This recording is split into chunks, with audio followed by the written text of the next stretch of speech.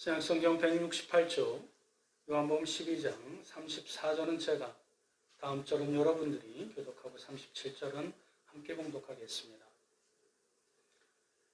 이에 무리가 대답하되 우리는 율법에서 그리스도가 영원히 계신다 함을 들었거늘 너는 어찌하여 인자가 들려야 하리라 하느냐? 이 인자는 누구냐?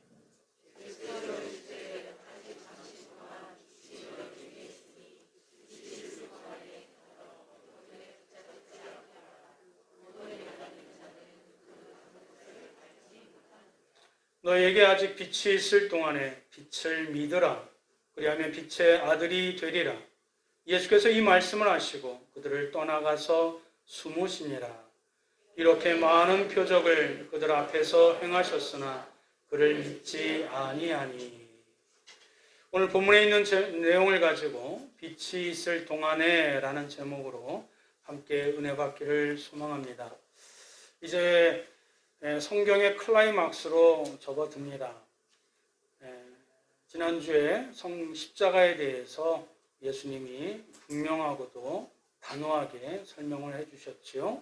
그것을 다음에 6가지로 다시 한번 요약해서 집약해서 풀어서 말씀을 드립니다. 사랑하는 제자들에게 자신이 앞으로 당할 십자가의 죽음의 의미와 영광 그리고 축복을 다음에 6가지로 요약해 주셨습니다. 첫 번째로는 예수님의 죽음은 땅에 떨어져 썩는 뭐와 같다고? 한 알의 밀알과 같다라고 비유해서 말씀해 주셨습니다. 그렇습니다. 이 세상의 것도 그냥 되지 않아요. 하물며 인류를 구원하시기 위해서는 하나님의 아들의 희생이 필요합니다. 여러분의 가정이 화목하게 되려면 누군가 희생이 있어야 돼요. 남편과 아내, 배우자가 하나가 되려면 누군가는 양보해야 돼요. 그 자식이 그 부모의 어깨를 딛고 더 발전해 나가려면 부모가 밑거름이 돼야 됩니다. 하물며 이 땅에서도 그런 삶의 생의 원칙들이 적용되어지는데 인류를 구원하실 영의 법칙에서 하나님만 예외일 수는 없습니다. 그분이 스스로 그 십자가의 길을 죽음을 맛보셔야, 희생하셔야, 하늘에 밀이 떨어져 죽어야 수많은 열매를 맺듯이 그분의 희생으로, 헌신으로 인간이 하나님께로 나아가는 브릿지, 그 길을 열어주십니다. 두 번째, 십자가의 죽음은 고통이지만 누구의 뜻이에요? 하나님의 뜻이고 섭리와 계획입니다. 비록 예수 그리스도 성자 하나님께서 자청하여 그 구원의 사역에 동참하셨지만 인간의 몸으로 입고 태어나셨기에 인간의 두려움, 인간의 불안, 인간의 걱정을 그 몸 안에 고스란히 담고 계셨기에 이 잔을 내게서 할 수 있거든 멀리 하옵소서라고 연약한 목소리로 간구를 하셨지만 그 뜻을, 마음을 돌이킨 것은 무엇 때문이에요? 아버지의 뜻이기에 그 뜻을 그대로 순종하십니다. 그래서 십자가의 죽음은 뭐예요? 고통이지만 누구의 뜻? 하나님의 뜻이고 하나님의 섭리고 하나님의 계획이었기에 아들로 그리고 본인이 또 성자로 하나님으로 그 뜻을 순종해 나아갑니다. 마치 자녀가 어렸을 때는 그 부모에게 원하는 대로, 달라는 대로, 자기가 본능에 필요한 대로 손을 내밀지만 어느덧 철이 들어서 이제 인생에 대해서 조금 그 은혜가 무엇인지 알기 시작하면 그 부모를 위해서, 그 가문을 위해서 수고하고 애를 쓰는 것처럼 십자가의 고통은 자신에게는 고통이지만 하나님의 뜻이기에, 섭리기에 순종하셨던 그 의미가 담겨져 있습니다. 셋째로는 예수님의 죽음은 누구의 이름을 영화롭게 하는 거예요? 하나님의 이름을 영화롭게 하는 거예요. 왜? 하나님의 원래 뜻이 무엇이에요? 만민이 구원받게 하기 위한 것이에요. 우리 인간을 창조하신 이유는 인간을 함부로 기계로 무엇인가 자기의 영화를 위해서 도구로 삼으려고 우리를 창조하신 것이 아니라 우리와 하나님이 하나가 되는 그 감격과 기쁨, 이 즐거움을 함께 누리고자 우리를 창조하셨던 이 창조의 섭리를 예수 그리스도에 인해서 그 죄의 대속으로 인해서 하나님과 하나가 되는 그 하나님의 이름을 영화롭게 하는 일이 누구의 죽음? 예수님의 죽음, 십자가의 의미인 것입니다. 근데 저는 십자가의 죽음은 하나님께 영광이고 사람들에게 구원과 영생과 축복을 주는 것입니다. 어린 양 예수 그리스도 개인으로서는 고통이지만, 처절한 저주이지만, 또 참혹한 그런 수치이지만, 그것으로 인해서 우리에게 구원으로 나아가는 길, 또 영생으로 나아가는 길, 또 그것으로서 하나님의 자녀가 되는 축복의 길을 누구를 통해서? 예수 그리스도를 통해서, 십자가의 방법을 통해서 이루어 주셨습니다. 다섯째, 예수님의 죽음은 뭐예요? 세상 임금을 추방하는 것입니다. 지난주에 세상 임금이 바로 누구라고 얘기했어요? 자기 우상이지. 사랑하는 성도 여러분, 우리가 지금 공화국이 아니라서 우리에게는 임금이 없다고요? 왕이 없다고요? 고종 황제가 마지막 우리의 임금이라고요? 아닙니다. 여전히 나를 통치하는 것, 나를 쥐어잡는 것, 내가 휘둘리는 것, 하나님보다 더 의지하는 것, 그게 세상 임금이에요. 근데 사실은 객관적으로 제3자로 놓고 표현했지만 사실은 그게 뭐지요? 내 우상이, 자기 자신. 아담이 사탄 때문에, 뱀 때문에 내가 죄를 졌습니다 라고 합리화하고 변명하지만 사실은 뭐예요? 지 욕심이에요. 지 교만이에요. 지 아집이에요. 그러니 아직 갓 피조된 아담으로서는 누구를 탓하고 누구를 변명하고 누구를 원망하는데 손가락질하죠. 결국은 자기 우상 때문에 하나님을 배반하는 것입니다. 그러나 예수님의 십자가는 우리 안에 예수님을 주님으로, 나의 주인으로 모시기에 그 십자가가 세상 임금, 자기 우상을 추방시켜 내는 것이라 예수님이 분명하게 말씀해 주셨습니다. 마지막 여섯째는 예수님이 십자가에 죽으신 것은 모든 인간을 누구에게? 예수 그리스도에게 이끄는 역사라고 표현해 주셨습니다. 이것이 지난 시간까지 여러 시간을 걸쳐서 십자가의 의미를 집약 요약해서 설명을 드렸는데, 그럼에도 불구하고 예수님의 제자들과 그 무리들이 고개를 갸우뚱하는 거예요. 한 단어가 마음에 걸리다는 이유 하나만. 그것이 뭐지요? 왜 메시아가 죽어야 합니까? 왜 메시아가 십자가를 져야 합니까? 자기가 알고 있었던 메시아, 자기가 알고 있었던 구주와 예수님이 얘기하는 메시아가 달라. 그리스도라는 그 예수님이 말씀하시는 내용이 달라. 여기에 의구점을 가지고 예수님에게 질문하지만 표면적으로는 아주 질문이라는 형태를 지니고 있지만 사실은 예수님을 시험하는 것이요, 예수님을 대적하는 질문의 내용을 담고 있지요. 이때 예수님이 그것을 또 편안하게 받으셔서 대답을 해주십니다. 그것이 첫 번째 주제가 뭐지요? 인자로 오신 예수 그리스도다. 제목이 뭡니까? 인자로 오신 예수 그리스도. 우리 34절 다 같이 한번 읽어보겠습니다. 시작. 이에 우리가 대답하되 너는 어찌하여 인자가 들려야 하리라 하느냐? 이 인자는 누구냐? 우리는 이때 우리는 무리들이지요. 거기에 있던 유대인들, 바리새인들, 우리는 잘 안다. 율법에서, 구약 성경에서 그리스도가, 이때 그리스도는 메시아잖아요. 히브리어로는 메시아, 헬라어로는 이제 그리스도인데, 그리스도가 영원히 계신다 함을 우리가 들었는데, 그렇게 알고 있는데, 너는 나사렛 예수는 어찌하여 인자가 들려야 하리라. 그 표현은 뭐지요? 인자가 하늘로 올라가리라. 즉 인자가 죽어야 되리라. 왜 그렇게 말하느냐? 도대체 우리 인자라는 표현 알아. 우리도 배울 만큼 배웠어. 그런데 네가 말하는 인자는 도대체 누구냐? 우리가 알고 있는 인자는 우리와 영원토록 함께 하실 분이신데 네가 말하는 인자는 어떤 존재이기에 우리와 사뭇 다르고 그렇게 강조하느냐? 그렇게 지금 예수님을 몰아붙이고 있는 것이지요.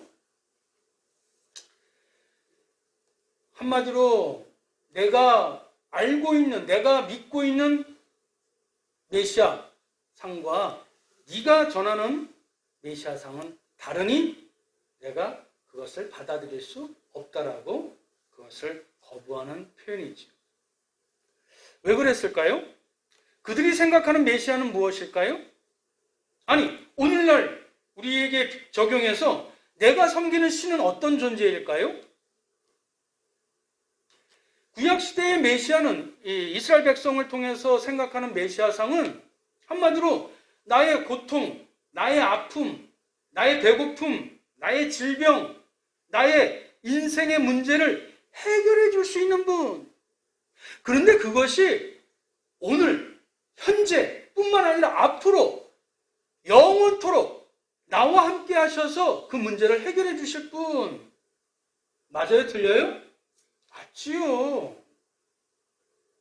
마치 우리나라가 일제강점기 시대에서 우리나라의 자주 독립을 위해서 그렇게 운동을 하다가 해방이 되어서 단일 국가로 우뚝 서게 됐잖아요. 그런 희열과 감격 가운데 메시아를 바라보고 있는데 에게 메시아가 영원히 우리의 삶의 문제, 가난의 문제, 질병의 문제, 인생의 생사고락의 문제를 해결해 주셔야 되는데 에게 우리 곁을 떠난대.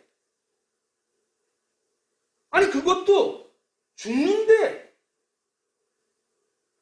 아직 십자가에 대해서 의미를 알지 못하기 때문에 무엇보다도 가장 인간의 수치와 저주를 받는 십자가의 죽음까지 예수 그리스도가 얘기했을 때 받아들이지 않는 이유는 내가 아직도 해결할 문제가 많이 있는데 내 주머니 아직도 많이 비어 있는데 내 자식들이 아직도 클 일들이 많이 남아 있는데 내가 의지할 대상이 내 곁에서 떠나간다면 이건 뭐 의미가 없지 않느냐?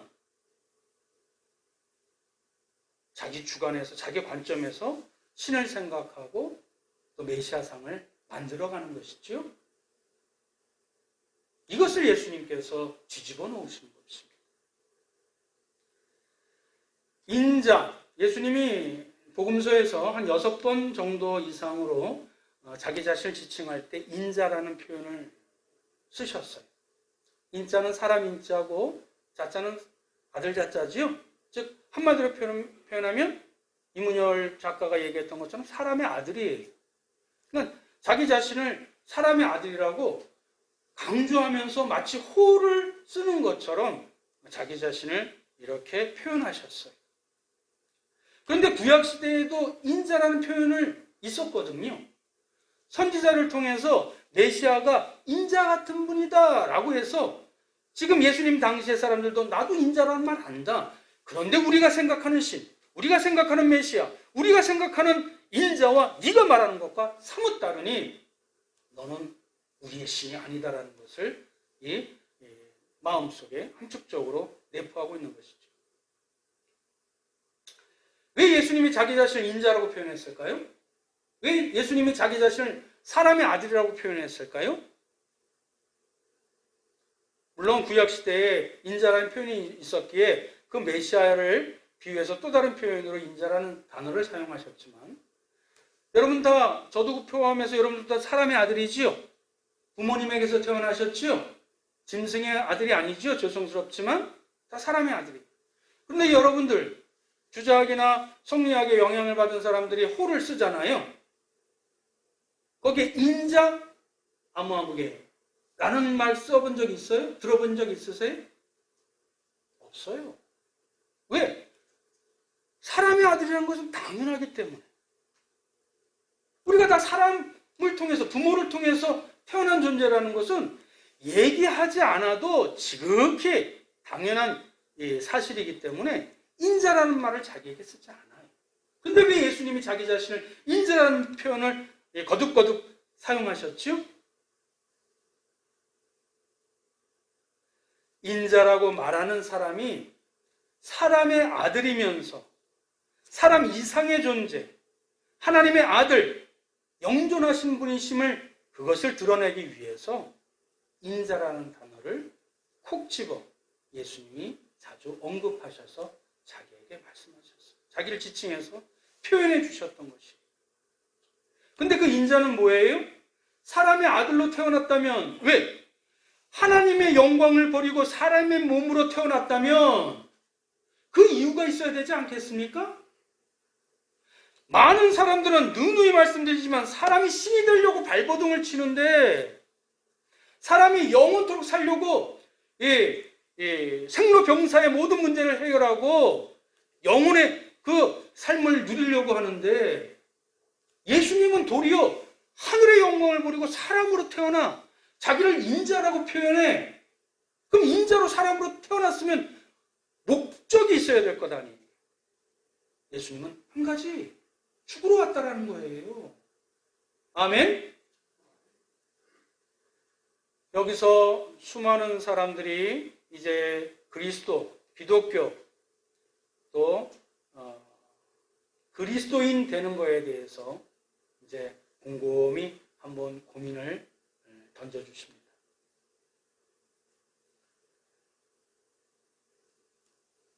교회로 오는 길들은 굉장히 다양하지만 결국 예수님께서는 십자가로 양과 염소를 가르칩니다.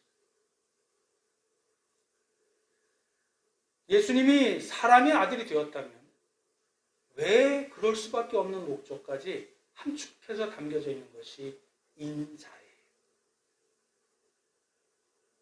사람의 아들로 태어나서 사람이 겪을 수 있는 그 가장 끔찍한 고통을 그 대가를 치름으로 인해서 인류의 죄를 담당하신 메시아. 그래서 인자로 태어나고 인자로 살아가고 인자로 죽을 수밖에 없는 그 자신의 생애를 인자 예수 그리스도로 자기를 지칭하셨던 것입니다.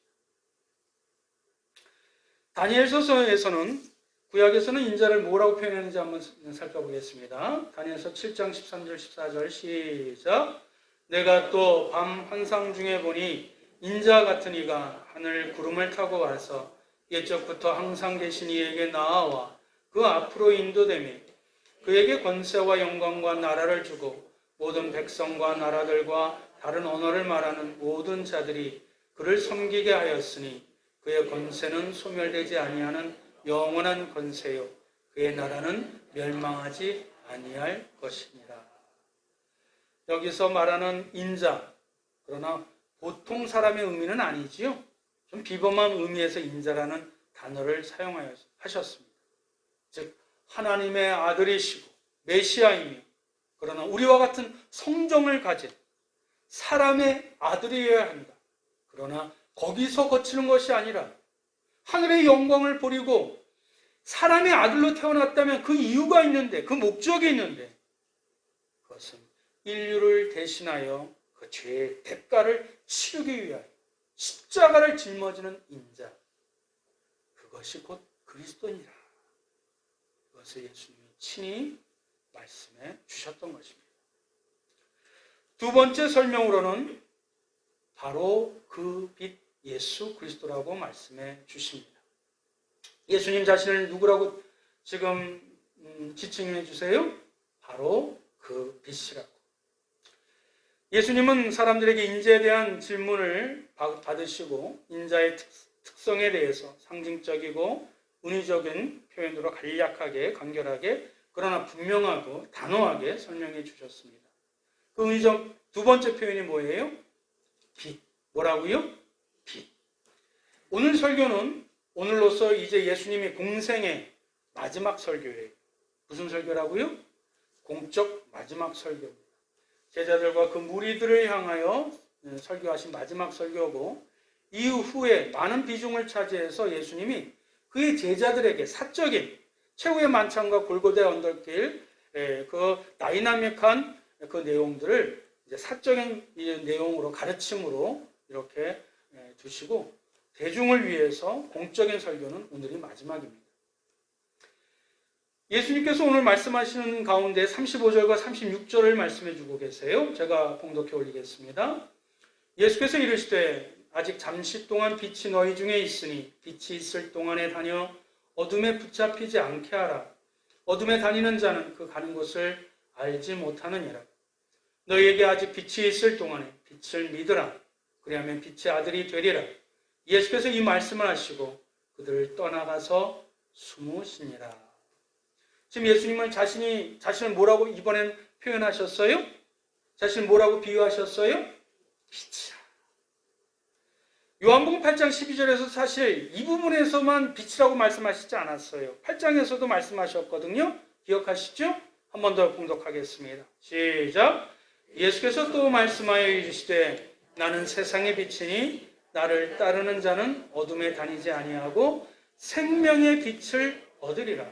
할렐루야. 이때도 예수님이 자기 자신을 뭐라고 표현하셨어요? 빛이라고 표현하셨어요. 근데 이 빛은 우리에게 생명을 주는 생명의 빛이라고 힌트를 먼저 주셨습니다. 그런데 오늘 또 우리가 좀 더 깊게 들어가게 되면 내용이 좀 깊고 또 심오하게 되지요. 왜냐하면 기독교는, 성경은, 말씀은 좀 깊게 생각을 하셔야 돼요. 우리가 그냥 기도해서 무엇인가 응답받는 토속적인 신앙에서 기독교는 거기에 한정되지 않습니다. 말씀을 깊게 들어가야 돼요. 깊이 묵상하셔야 돼요. 기독교는 그렇게 간단한 종교가 아닙니다. 깊이 묵상하시고 신중하셔야 돼요. 이 빛은 단순히 지금 위에서 내리쬐는 이 형광의 빛이 아닙니다. 휴대폰에서 밝히는 그런 라이트 빛이 아니에요. 여러분이 언젠가, 특별히 우리 한강성가학교회 교인들은 점점 영적인 또 경건의 수준들이 높아져서 헬라어도 히브리어도 이렇게 성경을 읽을 그 수준까지 올라갈 줄 믿습니다. 아멘은 아무도 안 하시네. 근데 최소한 영어 성경은 꼭 읽으세요. 형광빛, 다른 빛은 그냥 라이트예요. 근데 예수님이 자기 자신한테 말씀하신 그 빛은 무슨 정관사 더가 붙어요. 유일한 그 빛. The light. 빛의 근원이신 분. 빛의 본질이신 분으로 자기 자신을 소개해 주고 있습니다. 그 빛이신 예수 그리스도를 바라보고 믿고 영접하라고 이제 자세하게 설명해 주십니다. 자, 세 번째 본론입니다. 다 같이 한번 읽어보겠습니다. 제목 시작.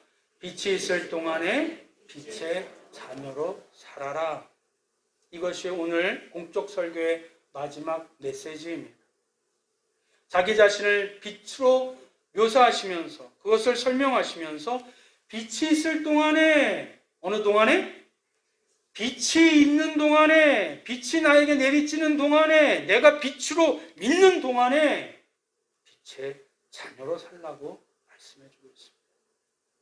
사랑하는 성도 여러분, 죄송하지만 하나님이 나의 자녀로 삼아주신 것은 영원합니다. 나를 선택하신 것은 영원합니다.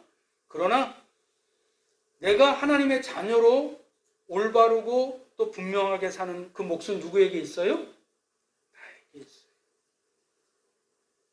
그러니 빛이 비춰주는데도 어둠을 사모하고, 빛이 비춰주는 가운데 있는데도 내가 손가락으로 가리고, 빛이 비춰주는 동안에도 내가 불순종한다면 그 진리의 빛, 은혜의 빛, 그 거룩의 빛의 그 축복을, 은혜를 누릴 수 없게 되는 것이죠.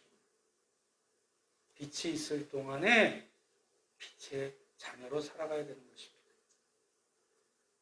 나는 빛인데 너희들이 알고 있는 메시아랑 달라. 이 진짜로 오신 메시아는 육체로 있는 동안에만 너희와 함께 있어. 내가 빛으로서 복음을 증거할 때 그 빛 안에 거하거라. 이것이 빛이 있을 동안에 빛의 자녀로 말씀해주고 있는 내용입니다. 두 번째는 어떤 내용이지요? 예수님이 빛으로 계시는 동안 어둠에 붙잡혀 살지 않도록 조심하라는 말씀을 해주셨어요. 그렇지요? 그렇습니다. 빛이란 어둠의 반대 개념이에요. 선과 악이 공존할 수가 없습니다. 비록 인간의 우리의 삶 가운데는 빛을 비춘다 할지라도 그림자가 있게 마련이에요. 또 아직도 빛을 내 안에 모셔들였다 할지라도 아직도 내 삶의 모든 영역, 가치관, 세계관, 구석구석까지 심지어 자녀관, 또 물질, 인생관에 이르기까지 다 그 빛으로 조명하지 않았다면 여전히 나에게는 음지가 남아 있기 때문에 그렇습니다. 빛으로 계시는 동안 어둠에 붙잡히지 않도록 삼가 조심하라. 우리가 예수 그리스도를 믿으면 성령이 내 안에 계시죠? 우리가 성경을 다 알지 못한다 할지라도 양심에 성령이 우리 양심을 건드리세요. 그때 여러분들이 즉각적으로 하나님께 여러분의 믿음을, 양심을 드리시기 바랍니다. 그때 자기 교만, 자기 아집으로 자기가 뭘 아는 것처럼 자기가 무슨 무엇을 다 판단하는 것처럼 행동해서는 안 돼요. 왜? 우리는 이미 예수님을 나의 주님으로 모셨잖아. 그 주님을 나의 주님으로 영접했다면 성령 하나님이 이끄시는 대로 우리가 순종하고 나아가야 되는데 만약에 양심에 꺼리낌이 있다면 그만두세요. 잘난 척하지 말고. 빛으로 계시는 동안 어둠에 살지 않도록 조심하시길 축원드립니다. 세 번째, 예수님은 빛이 있는 동안 그 빛을 믿으라고 말씀해주고 있습니다. 기독교는 믿음의 종교지요? 그렇습니다. 우리가 무슨 산신령이 나타나서 금도끼를 나타내라 그런 식의 무당이 국거리를 해서 동쪽으로 가라 그런 식으로 말씀하지 않아요. 표현하지 않아요. 드러나지 않아요. 믿음으로 그 부부의 관계, 부모와 자녀의 관계, 그리고 우리 창조하신 하나님의 관계도 믿음으로 말미암아 열매 맺게 하시고 빛을 발하게 하십니다. 빛이 있는 동안 그 빛을 신뢰하고 믿으라고 말씀해 주고 있는 것입니다. 그러므로 결론적으로 우리가 빛 안으로 들어와 살게 되면 누구의 자녀? 빛의 자녀가 됩니다. 사랑하는 성도 여러분, 아까도 아담을 예를 들었었지만 우리가 하나님을 전적으로 신뢰하지 않으면 여전히 나의 살고 싶은 대로, 나의 본능대로, 나의 욕구대로 판단하고 결정하게 되어져요. 자꾸 우리가 빛을 향하여서 비춰주지 않으면 빛을 비춰야 내 모습을 알지 않나요? 빛을 비춰야 길을 보이지 않아요? 빛이 비춰져야 바른 판단을 하고 바른 결정을 하고 인생 우리 한 번밖에 되지 않잖아요. 어디 다른 삶을 살고 방황하고 죄 가운데 있고 그럴 시간이 어디 있어? 빛 안에 거하여야 인간의 매뉴얼 성경 말씀으로 살아야 바르고 올곧고 정직하게 분명하게 살아가지 않겠어요? 하나님의 말씀대로 살아가는 자에게 있어서는 사실상 그 빛을 거부하는 것은 안으로 이렇게 살펴보면 불신앙이지요. 교만이지요. 아집이지요. 그 내적 갈등을 빛 안에 거함으로 말미암아 빛의 자녀로 거함으로 말미암아 그 내적 갈등을 해결하시는 진정한 자유가 저와 여러분들에게 있기를 축원드립니다. 37절 마지막으로 한번 읽어볼까요? 시작. 이렇게 많은 표적을 그들 앞에서 행하셨으나 그를 잊지 아니하니. 예수님이 육체적으로 계셨음에도 불구하고 예수님의 말씀을 눈으로 직접 보고 들었음에도 불구하고 그 당시에도 안 믿었다면 지금도 마찬가지. 나에게 예수님을 보여달라. 예수님의 음성을 들으면 내가 믿겠다. X소리지. 기독교는 믿음의 종교입니다. 하나님의 말씀을 성경을 통해서 우리에게 말씀하여 주셨다면 가감하지 말고 그대로 스펀지가 물을 흡수하듯이 그대로 흡수해서 그 말씀대로 살아가게 될 때 그 진리 가운데 조명하여 이끌어 주실 때에 순종하게 되어질 때에 진정한 하나님의 자녀로, 빛의 자녀로 영광을 돌리고 축복된 인생으로 살아가게 될 줄 믿습니다. 점점 어두워지는 겨울이 다가옵니다. 빛을 내 안에 모셔들여 빛의 자녀로 살아가시길, 그 빛을 비추시고 빛의 온기를 비춰주시는 우리 한강성가교회 가족들 되시기를 주님의 이름으로 축원드립니다. 기도하겠습니다. 사랑과 은혜가 충만하신 하나님, 아직 우리에게 주님의 진리와 은혜의 빛이 있을 동안에, 아니 우리가 생명이 있을 동안에, 아직 우리 심장이 뛰고 있을 동안에 더욱 그 생명의 빛에 거하는 자 되게 하여 주옵소서. 또한 그 빛을 따르기를 원하오니 또 그리고 그 빛을 비추고 나누어주고 흘려보내는 빛의 자녀답게 살게 하여 주옵소서. 그래 나의 믿음과 사랑의 삶으로 많은 사람들이 주님의 생명으로, 사랑으로, 평안과 위로로, 구원으로 채워주는 역사가 일어나게 하시고, 비록 나의 인생의 막이 내려지는 순간이 오더라도 후회하지 않는 인생 되게 하시고, 오히려 그 인생의 무대에서 영원한 생명의 무대로 이렇게 옮겨지는 디딤돌이 되게 하여 주옵소서. 예수님의 이름으로 기도드립니다. 아멘.